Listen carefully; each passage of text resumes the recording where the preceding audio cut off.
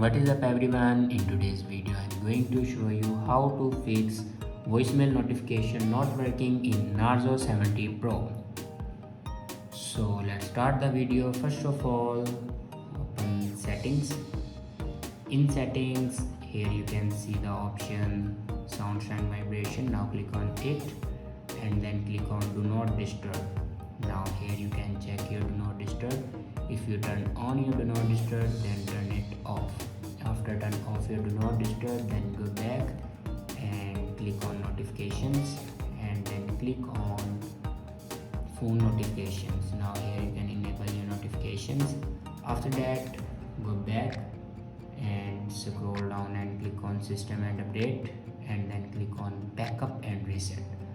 Now click on reset phone and here you can see the option reset all settings. Now click on it and here enter your password for reset your all settings. After reset all the settings, then go back to your home screen and restart your device.